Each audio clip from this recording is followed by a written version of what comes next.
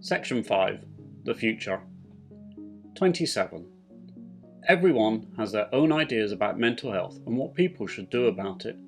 It's in everybody's interest to have good mental health skills and to know when enough is enough and when they need some help. Society has a massive stigma when it comes to mental health, and many people believe it's fake, not real, or that people are doing these things to gain attention. If someone passing in the corridor has asked you how you're doing today and you've said, "I'm fine," with a smile, you'll know what I'm talking about. If you're reading this, either for you or for someone else, get some help. It doesn't even matter what type of help at this stage, just reach out to someone professional. You may not have the money to do this, and I know that it can be very expensive, but please don't let that put you off. In the UK, you can self-refer for the NHS mental health programme, which does work for some people, and they do a good job at making sure that you can get help.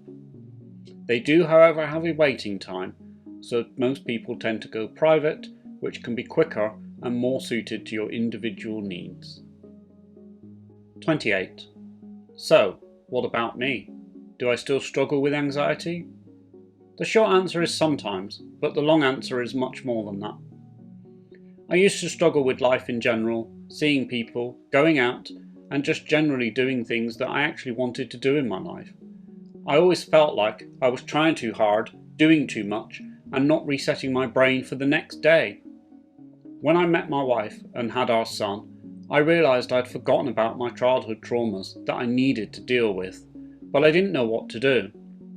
9 years later, I couldn't carry them boxed up anymore and was slumped on the bed in tears because of it.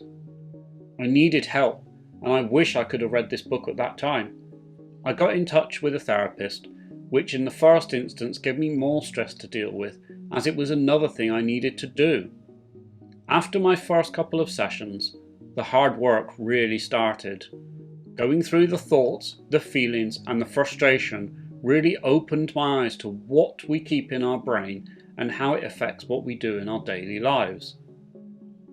After about 9 months of regular sessions, I started to get rid of some of the extra stress and anxiousness that surrounded me. I learned the tools to help me replace it with something better, something more productive, and to give it an exit instead of it being boxed up inside me. The way my brain has worked since has taught me a lot about myself. Going into therapy with only being able to express a frustrated emotion, I discovered that I'd also been suffering from high-level autism. My wife and I had always thought I suffered from it, but because of the anxiousness I always felt, it was a garbled mess and got missed. After retraining my brain to recognise feelings like happiness, sadness, being relaxed and content, the autism side made itself more clearer. Things that I had been doing day to day were much clearer, and I felt like I'd made real progress. 29. I still have sessions. Yes, I know what that sounds like, but hear me out. Originally, my sessions were because of the awful things that I needed to get out of my head. Childhood, school, home, work, etc. all needed to come out and go back in organised and put away correctly. This took a couple of years and I felt much better for doing it.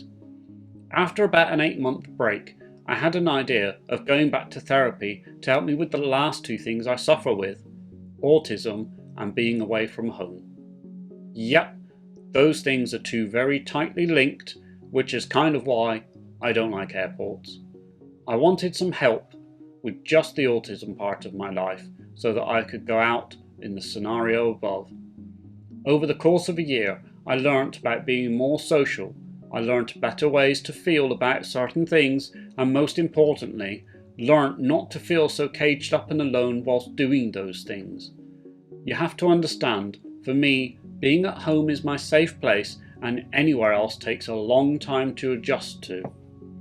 So, I go along to a therapy session once a month and empty my head. I go through everything that's happened in my life. This isn't to boast or to reveal anything. All I'm doing at this point is reorganising everything and letting my brain put it to bed.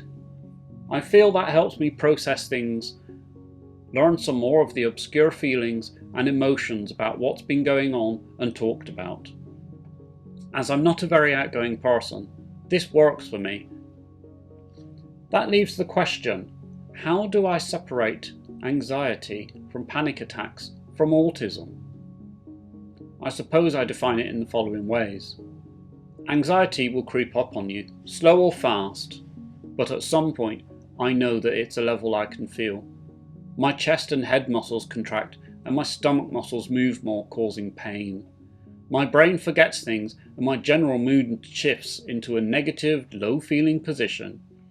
If it keeps building, at some point I know I'll need to change what I'm doing and go and do something else before my anxiety gets worse. Panic attacks will come sharply and quick. My breathing gets worse significantly. My brain is not responding to calls to stop overthinking, and my chest and head hurt like someone's squeezing them. I know it will pass soon, but for now I have to occupy myself and not concentrate on the mental images that happen. Autism comes in two flavours for me. Sometimes it's like a dull prod, prodding me somewhere on my chest or back. Sometimes it's a full-on kick to the same area, which I take note and do something about. Autism seems to have a different way of alerting me to what it's thinking, different from anxiety. It reminds me of those limits I mentioned earlier, but when they're closer. Sometimes you'll find it really hard to differentiate between the different things going on in your head. Don't worry at that point about trying to figure out if it's anxiety, autism, something else. Just focus on bringing your brain back to its normal functioning state. 30. So that's about it. I hope you made it this far and that you got something out of reading about my adventure with anxiety and autism. There are times when I wish it would just all go and bug someone else, but for the moment at least, I feel good that I have come to be able to manage it in order to live a better life. Living with anxiety and autism is kind of a curse and a blessing. Some days it can hound you a little bit, making you feel on edge or that you're on a tightrope. On the days where it doesn't bother me as much, I do take more notice of what's going on around me, how I really feel about those things, and how I keep my overthinking brain under control with a greater ease. I'll say this only one more time.